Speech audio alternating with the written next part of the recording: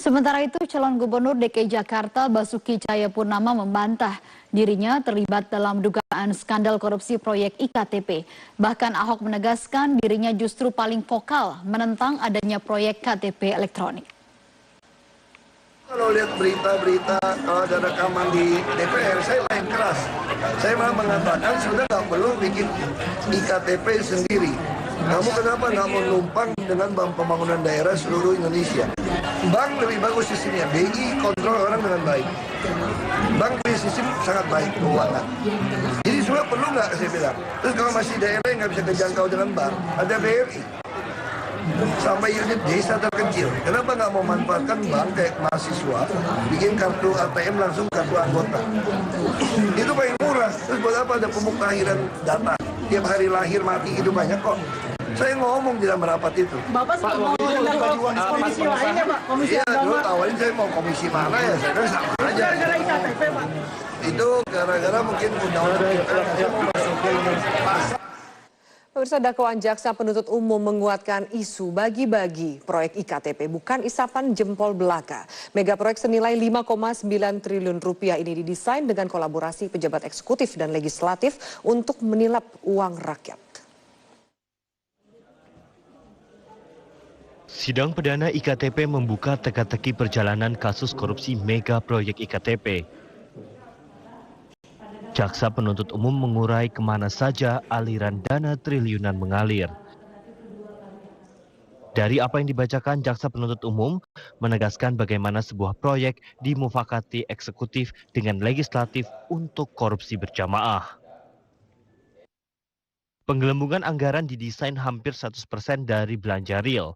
Sebanyak 51% senilai 2 triliun 662 miliar rupiah dipergunakan sebagai modal kerja. Separuhnya digunakan untuk bancakan. 7% senilai 365 miliar 400 juta rupiah untuk pejabat Kemendagri. 5% senilai 261 miliar dibagikan kepada anggota Komisi 2 DPR RI. 11% senilai 574 miliar 200 juta rupiah untuk Setia Novanto dan Andi Agustinus. 11% senilai 574 miliar 200 juta rupiah untuk Anas Urbaningrum dan Muhammad Nazarudin. 15% senilai 783 miliar sebagai keuntungan pelaksana. Dari persentase tersebut masih mengalir lagi ke sejumlah nama-nama penting yang masih berkiprah di percaturan politik negeri ini. Publik menanti rangkaian penegakan hukum dari kasus ini. Sejak awal pengadaan IKTP telah dibidik dan diwaspadai KPK karena nilai proyek yang luar biasa. Meski demikian, para pemburu rente tanpa gamang menggasak uang rakyat. Tim Liputan, Metro TV. Sementara bantahan disampaikan. Pemirsa, sidang perdana kasus korupsi proyek IKTP berlangsung selama 3 jam di Pengadilan Tindak Pidana Korupsi Jakarta. Dua terdakwa, Irman dan Sugiharto, didakwa menerima uang lebih dari 60 miliar rupiah terkait proyek tersebut. Kedua terdakwa kasus proyek IKTP, Irman dan Sugiharto, menerima seluruh dakwaan yang dibacakan oleh jaksa penuntut umum. Irman dan Sugiharto didakwa melakukan tindak pidana korupsi yang mengakibatkan kerugian negara 2,3 triliun rupiah dari nilai proyek sebesar 5,9 triliun rupiah. Keduanya dijerat pasal 2 sebagai dakwaan primer dan pasal 3 sebagai dakwaan subsidiar dari Undang-Undang Tindak Pidana Korupsi. Kedua terdakwa tidak mengajukan nota keberatan atau eksepsi sehingga majelis hakim menetapkan sidang dilanjutkan pekan depan dengan agenda pemeriksaan saksi. Setidaknya 133 saksi dari JPU akan dihadirkan dalam persidangan ini. Harap mendukung kelancaran persidangan ini. Silakan, mulai sekarang. Sederet nama politisi disebut dalam surat dakwaan yang dibacakan dalam sidang perdana kasus korupsi IKTP hari ini. Sederet nama tersebut diduga menerima aliran dana korupsi proyek IKTP.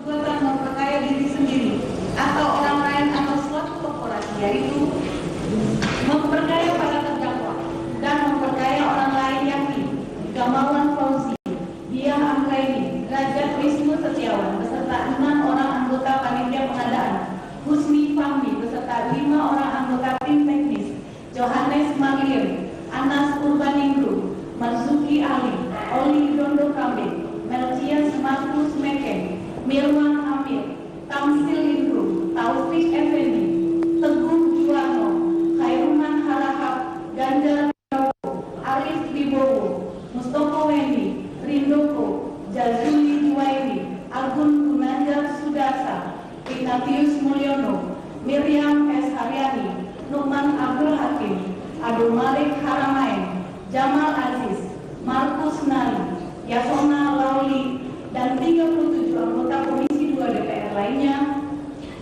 serta memperkaya korporasi yakni Perusahaan Umum Percetakan Negara Republik Indonesia atau Perum PNRI, PT Land Industri, PT Quadra Solution, PT Sanipala Arta Putra, PT Sukovindo, Manajemen Bersama Konsorsium PNRI yang merugikan keuangan negara atau perekonomian negara, yaitu merugikan keuangan negara sebesar 2.304.934.274.275 rupiah 39 sen. Jaksa penuntut umum menyampaikan ada peran dari Ketua DPR Setia Novanto. Menurut jaksa, di tahun 2010 Setia Novanto sebagai Ketua fraksi Partai Golkar saat itu menyatakan kesediaan untuk berkoordinasi dengan pimpinan fraksi partai lain di DPR berkaitan dengan rencana penganggaran dari KTP elektronik. Dalam pertemuan juga disepakati pembagian fee untuk proyek penerapan KTP elektronik yang bersumberkan anggaran multi-years. Jakarta, para terdakwa bersama-sama dengan Andi Agustinus alias Andi Narogong dan Dia Anggraini melakukan pertemuan dengan Setia Novanto. Dalam pertemuan itu, Setia Novanto menyatakan dukungannya dalam pembahasan anggaran proyek penerapan KTP berbasis NIK secara nasional, KTP elektronik.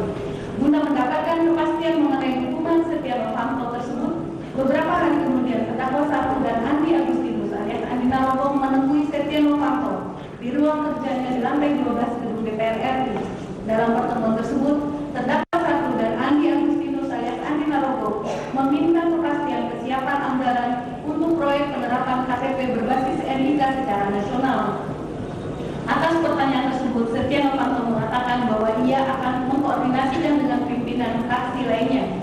Pada bulan Mei 2010, di ruang kerja Komisi 2 DPR RI lantai 1, sebelum rapat dengan pendapat, terdakwa 1 melakukan pertemuan dengan Gamawan Fauzi, Dia Anggraini, Khairuman Harahap, Ganjar Pranowo, Taufik Effendi, Teguh Juwarno, Ignatius Mulyono, Mustoko Weni, Arif Wibowo, M. Nazarudin, dan Andi Agustinus alias Andi Narogong.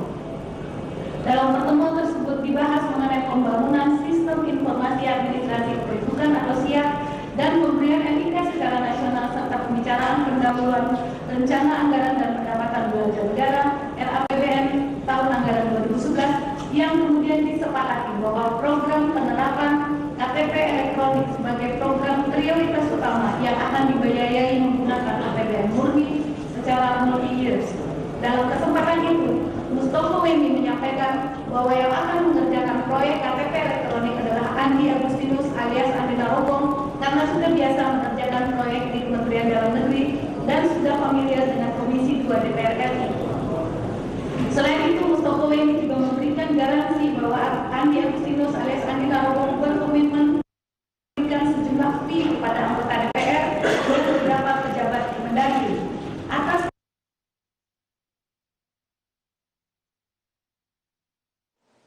Pemirsa, dakwaan